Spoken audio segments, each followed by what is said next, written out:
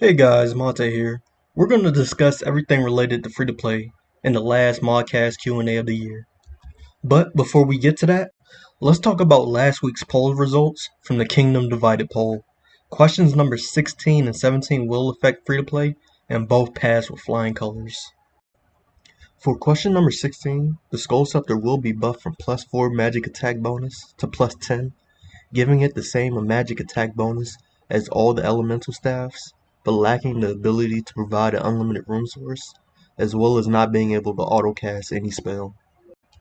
Since the Shaman Mask doesn't have much use, I've seen many suggestions for allowing us to use the Shaman Mask on the Skull Scepter, which will give it the ability to autocast the Crumble Undead spell, which could also be a decent item sink for Shaman Mask. The Skull Scepter received a ton of love this year, but this would definitely be the icing on the cake for it.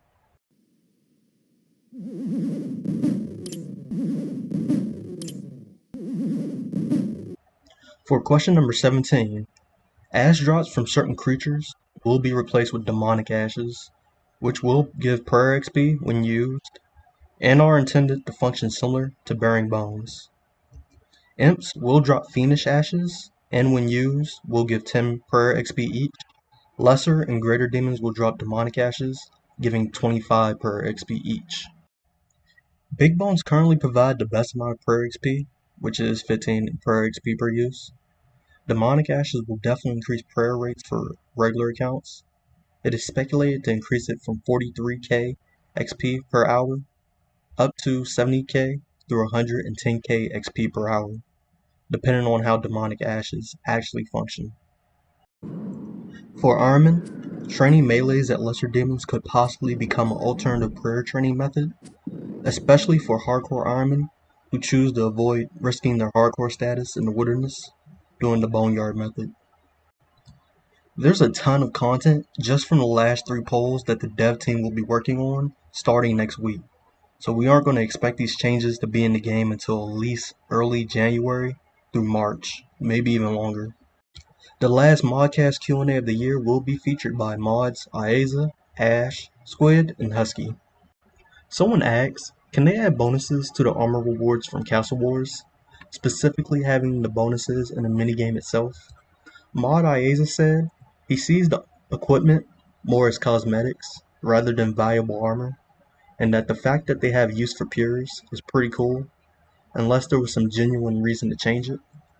Mod Husky mentioned he wouldn't want to see the armor sets become better than tier 65 armor, but he wonders if this is something the Castle Wars community is interested in, so the mods were pretty indifferent about this.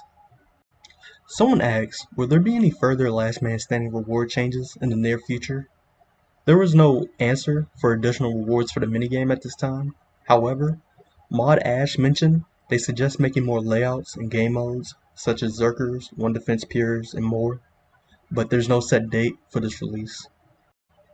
Someone asks, with the clan update coming soon, could we see a Citadel similar to RuneScape 3?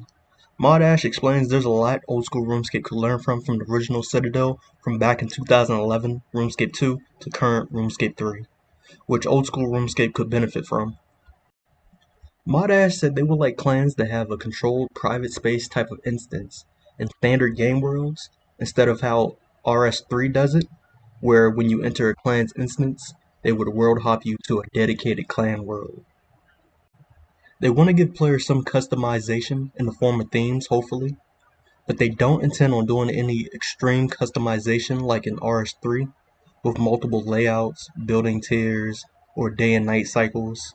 These features required a lot of work, and they weren't really appreciated for what they were worth. They don't intend on recreating citadels with any form of skill grinding for your clan, like in RS3. Modash goes on to explain that OSRS doesn't need it, and they don't want to force players to even do it. He believes a lot of features from RS3 Citadel wasn't worth the time, especially not for old school RS, where they would probably have a bit more time pressure. However, they're considering calling the clan instances clan halls. Modash would prefer clan halls to be bars, where you're able to walk inside, sit down, and have a cold one, as well as letting clans have some sort of shared storage. And as mentioned before, Group Iron Man will be built on the foundation of the clan rework, so whatever limitations we may have with the rework, they probably won't expect more with Group Iron Man. Be sure to hit the like and subscribe button for all free-to-play news and more in the future. Happy holidays, everybody. Till next time, good luck, have fun, peace.